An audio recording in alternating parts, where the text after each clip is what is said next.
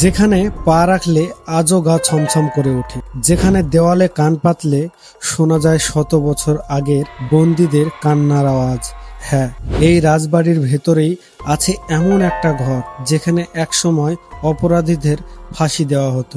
আজ আপনাদের নিয়ে যাচ্ছি মুর্শিদাবাদের সেই বিখ্যাত এবং রহস্যময় নসিপুর রাজবাড়িতে। আজ আমরা এই রাজবাড়িটা পুরো ঘুরে দেখব রাজাদের ছবি, মন্দিরের অদ্ভুত কাঠের মূর্তি এবং সেই ভয়ঙ্কর ফাঁসিঘর। আপনারা যদি আমার চ্যানেলে নতুন হয়ে থাকেন তাহলে চ্যানেলটিকে সাবস্ক্রাইব করে পাশে থাকবেন। মুর্শিদাবাদ বেড়াতে এলে এই নসিপুর রাজবাড়িটা কিন্তু একটা দেখার মতো জায়গা। এই যে রাজপ্রাসাদটি দেখছেন, এর বিশাল বড় বড় পিলার আর রাজকীয় কারুকার্য দেখলেই মনে হয় যেন এটা একটা মিনি হাজারদুয়ারি।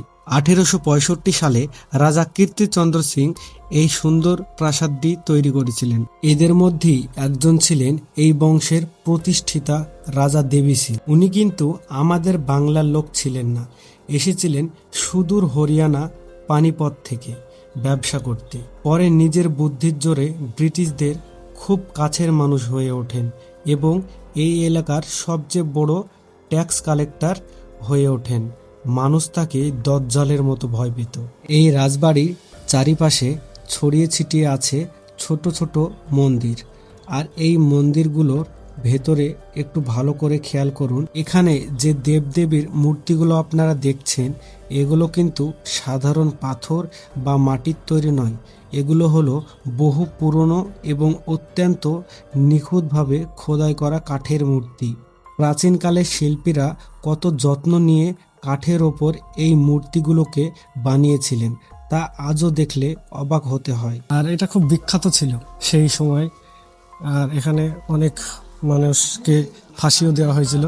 এবার আপনাদের নিয়ে যাচ্ছি এই রাজবাড়ির সবচেয়ে রহস্যময় এবং গা শিউরে ওঠা জায়গায়।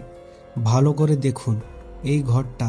হ্যাঁ, এই ঘরটাই হলো সেই ঐতিহাসিক ফাঁসি দেওয়ার ঘর বা অত্যাচারের কক্ষ। লোকমুখে শোনা যায় রাজা দেবী সিংয়ের আমলে যারা খাজনা দিতে পারতো না কিংবা যারা রাজাদের বিরুদ্ধে কথা বলতো তাদের ধরে এনে এই ঘরে বন্দি করে রাখা হতো। তারপর চলতো অমানুষিকের অত্যাচার এবং শেষে এই ঘরেই তাদের ফাঁসি দেওয়া হতো। ফাঁসি দেওয়ার পর এই জায়গাটা একটা গর্ত ছিল, সেটা ডাইরেক্ট ভাগীরথী নদীর সাথে কানেক্ট ছিল, যেখান থেকে ফেলার পর ডাইরেক্ট ভাগীরথী নদীতে ভেসে চলে যেত। স্থানীয় মানুষ বলেন সন্ধ্যার পর এই ফাঁসি ঘরের আশপাশে নাকি এক অদ্ভুত নীরবতা নেমে আসে। সত্যি মিথ্যা যাই হোক না কেন, এই ঘরের সামনে দাঁড়ালে আজও বুকের ভেতরটা কেমন যেন কেঁপে ওঠে। রাজা দেবী সিংয়ের সেই অত্যাচার আর রাজত্ব আজ সব ধুলোয় মিশে গেছে। সময় বদলেছে, রাজারাও আর বেঁচে নেই, কিন্তু তাদের রেখে যাওয়া এই ইট পাথর, এই কাঠের মূর্তি আর এই ফাঁসি ঘর অতীতে সেই ভালো মন্দ ইতিহাস আমাদের মনে করিয়ে দেয়। মুর্শিদাবাদে আসলে নসিপুর রাজবাড়ির এই রোমাঞ্চকর ইতিহাস ছুঁয়ে দেখতে কিন্তু একদম ভুলবেন না। কেমন লাগলো আমাদের আজকের এই ভিডিও কমেন্ট বক্সে অবশ্যই জানান। ভালো লাগলে লাইক দিন এবং বন্ধুদের সাথে শেয়ার করুন। দেখা হচ্ছে পরের ভিডিওতে।